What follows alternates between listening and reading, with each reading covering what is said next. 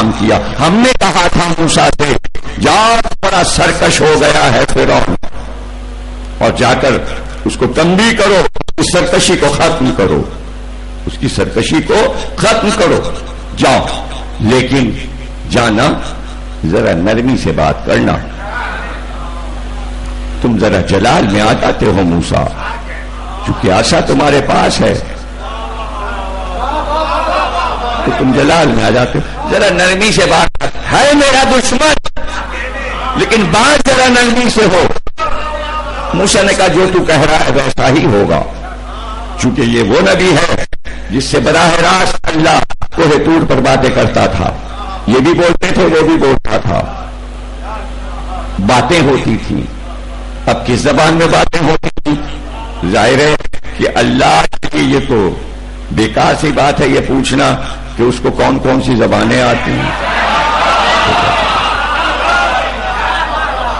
بھائی دیکھیے, اللہ کا ذکر جب ہو تو اس کو انسانوں کے پیمانے پر ذہن میں نہ لائیے. یہی آپ کی سب سے بڑی معرفت الہی ہے کہ جیسے ہی ذکر اللہ ہو آپ کا ذہن ماورا ہو جائے, بلند ہو جائے. اس کے اختیار میں کائنات ہے, اسی نے سب کو بنایا ہے, زبانیں اس نے بنائی ہیں, رنگ و نسل اس نے بنائی, خطے اس نے بنائے ہیں. وہ مالک ہے کائنات کا, وہ موسیٰ سے باتیں کر رہا ہے, اور اس میں کوئی حیرت کی بات نہیں ہے کہ کیسے باتیں ہوئی. قرآن کہہ رہا ہے, سچے نے بیان کیا ہے, سچی کتاب ہے, سچوں کا ذکر ہے, اس میں کوئی شک نہیں ہے کہ باتیں ہو رہی ہیں. تو ایسے میں موسیٰ نے کہا وہ تو سب ٹھیک ہے جو تو کہہ رہا ہے ویسا ہی کروں گا, لیکن میں اکیلے نہیں جاؤں گا, میں اکیلے نہیں جاؤں گا. کہا تو کیا چاہتے ہو؟ کہ میرے بھائی کو میرا مددگار بنا, میرا وزیر بنا, ہارون کو میرا وزیر بنا دے. دعا کی ہے اللہ کی بارگاہ میں میرے بھائی کو میرا وزیر بنا دے. نہیں غور کر رہے آپ, ایک بھائی نے دوسرے بھائی کے لیے اللہ سے کہا کہ میرے بھائی کو وزیر بنا دے.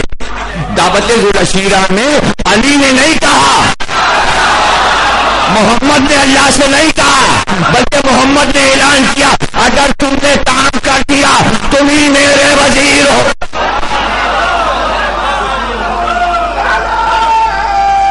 تم ہی میرے وزیر. کہ جاؤ ہارون کو وزیر بنا کے لے جاؤ. دونوں بھائی ساتھ جاؤ. اب چاہیے یہ کہ جب ہم انبیاء کے واقعات قرآن میں پڑھیں, دیکھیے جیسے جیسے تاریخیں بڑھیں گی مجلس کے وقت میں تبدیلی آتی جائے گی, اور مجلسیں دیر میں ہونے لگتی ہیں. اس کی وجہ ہے گھروں میں نظریں شروع ہو جاتی ہیں, علم اور جلوس برآمد ہونے لگتے ہیں, لوگ ہر جگہ شرکت کرتے ہیں.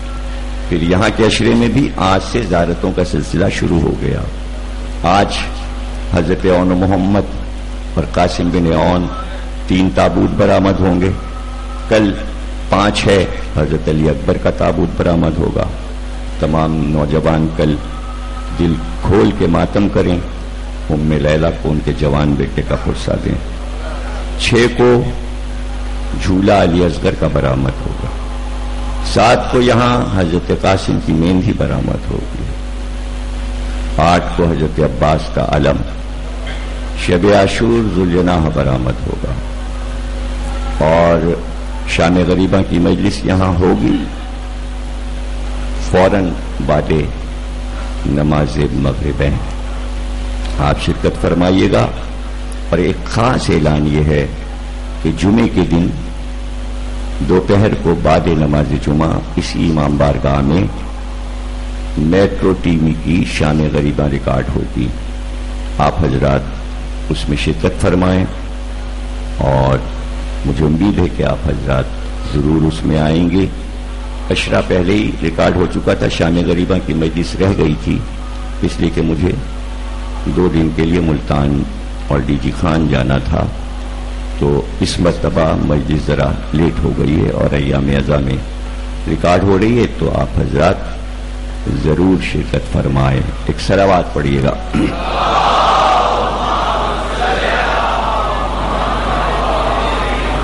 جمعے کے دن بعد نماز جمعہ تو میں عرض کر رہا تھا کہ غور سے پڑھنا چاہیے اور ایک ایک لفظ پہ غور کرنا چاہیے. یعنی دین کا کام جب شروع ہوا تو موسیٰ جیسا نبی اکیلا نہیں ہے، ایک دوسرا بھی اس کے ساتھ ہے اور دونوں بھائیوں کا ذکر ساتھ آتا ہے. اور غور سے آیات کو پڑھیں گے تو آپ کو پتہ چلے گا جگہ جگہ اللہ نے یہ کہا کہ ہم نے توریت تم دونوں بھائیوں پر اتاری. تو آج ہم اگر یہ کہہ دیں کہ قرآن دونوں پہ اترا تو آپ فوراً آفت مچا دیں گے. کام کرنے والے دو ہیں تو اللہ دونوں سے مخاطب ہے، دونوں سے مخاطب. اگر ان کو یا ایھا المدثر کہہ رہا ہے، رسول اللہ کو کہہ رہا ہے مدثر، تو علی کو کہہ رہا ہے مزمل. اب یہاں سے گھبراہٹ شروع ہو جائے کہ ہم کیا کریں. اگر الف لام میم رسول کو کہہ رہا ہے تو الف لام را علی کو کہہ رہا ہے. اب یہ باتیں یہاں پہ اٹکتی ہیں اور یہاں سے اتر نہیں پاتی. ارے پورا موسیٰ اور ہارون کا قصہ تو اتر جاتا ہے سینے میں. اچھے یہودی ہیں،